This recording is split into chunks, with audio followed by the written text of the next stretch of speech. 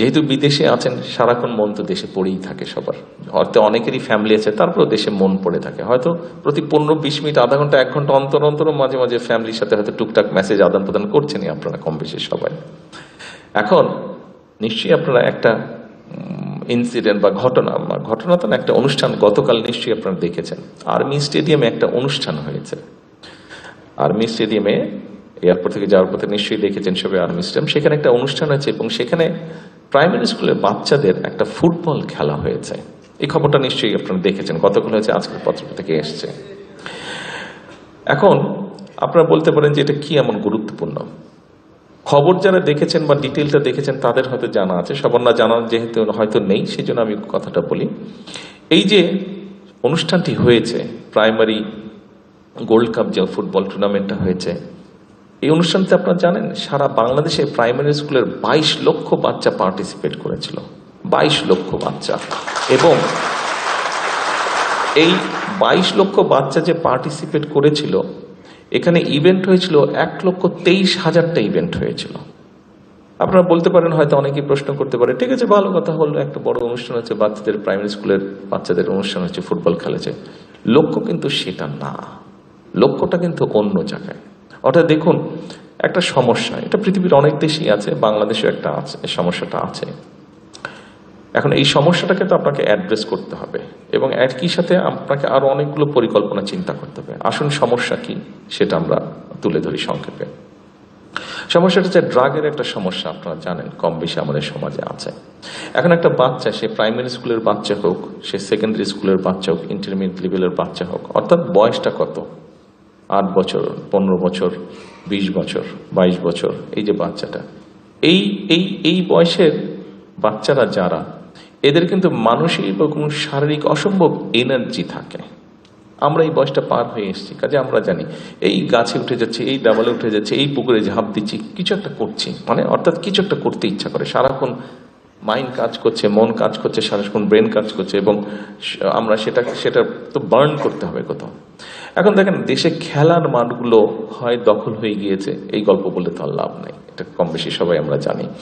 খেলার মাঠ বলতে গেলে নেই দেশে।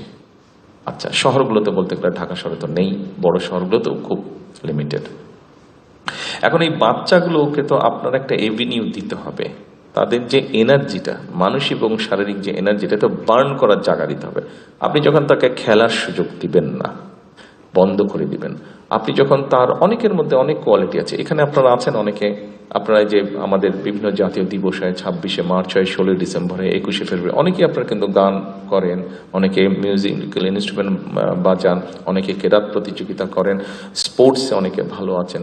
এই যে আপনাদের মধ্যে এই কোয়ালিটিগুলো, একটা মানুষ, বাচ্চারা যারা আছে, যে বাচ্চাগুলোর আমি কথা বললাম, এই বাচ্চাগুলোর মধ্যে তো এই এনার্জিটা আছে এবং তাদের এই কোয়ালিটি আছে। অনেকের কারো গান শিখতে ইচ্ছা করে, কারো নাচ শিখতে, কারো ছবি আঁকতে ইচ্ছা করে, কারো কবিতা আবৃত্তি করতে ইচ্ছা করে, কারো কেরাত প্রতিযোগিতা করতে ইচ্ছা করে।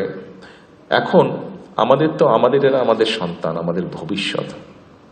আমাদেরকে তো উপায় বের করে দিতে হবে যে সে যাতে সঠিক ডাইরেকশনে থাকে। এরকমই একটি ডাইরেকশন হচ্ছে, আমরা চাইছি যে আমাদের বাচ্চাদেরকে আমরা খেলার মাঠে ফিরে নিয়ে আসি। সারাদিন ফেসবুক থাকা অথবা অন্য কোনো আকর্ষণ থেকে, অন্য কোনো কিছুর ভিতর থেকে আমরা আস্তে আস্তে আমাদের জেনারেশনটাকে নিয়ে আসি প্রোডাক্টিভিটিতে। এবং সে কারণেই এই প্রাইমারি স্কুলে আমরা খেলার আয়োজন করেছি।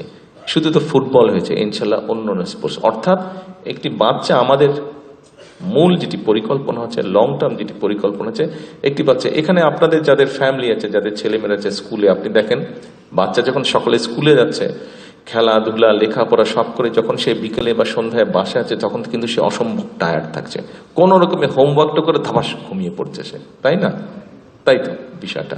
অর্থাৎ আমরা চাইছি আমাদের বাচ্চারা সকালবেলা যাবে, স্কুল করবে, খেলাধুলা করবে, অথবা অন্য তার যেই কোয়ালিটি থাকবে, যেই এক্সট্রা ক্যারিকুলামের কোয়ালিটি থাকবে, সেইটার সুযোগ তাকে দেওয়া হবে। অর্থাৎ একটা প্রোডাক্টিভ ভাবে তার টাইমটা, তার মেধাটা, তার শক্তিটা, সবকিছু সে একটা প্রোডাক্টিভ কিছুতে প্রয়োগ করে। সেই ফেসবুক বলেন, ইন্টারনেট বলেন, বা অন্য খারাপ কিছু বলেন, সেখান থেকে ধীরে ধীরে ধীরে ধীরে এদেরকে বের করে নিয়ে আসা। অর্থাৎ আমরা আসার সময় যে সাইনবোর্ডটা দেখলাম, এডুকেশন ফার্স্ট নাকি ওটা দেখলাম না, তুমি দেখলে যে, হ্যাঁ, এডুকেশন ফার্স্ট, এখানে আসার সময় নিশ্চয়ই আপনাদের চোখে পড়েছে, আমি দেখিনি, জুবায়দা উনি দেখেছেন, একটা সাইনবোর্ড কোনো এক জায়গায় এয়ারপোর্ট রোডে লেখা ছিল এডুকেশন ফার্স্ট।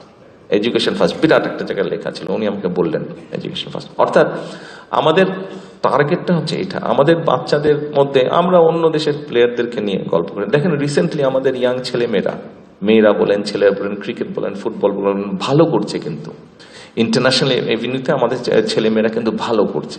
দেখেন যখন আপনি পত্রিকা পড়েন যে মেয়েরা ফুটবলে চ্যাম্পিয়ন হয়েছে, ছেলেরা ক্রিকেটে ভালো করেছে, ভালো লাগে না নিজের কাছে? নিজেকে তো ভালো, তো এটা তো আমাদেরই সন্তান।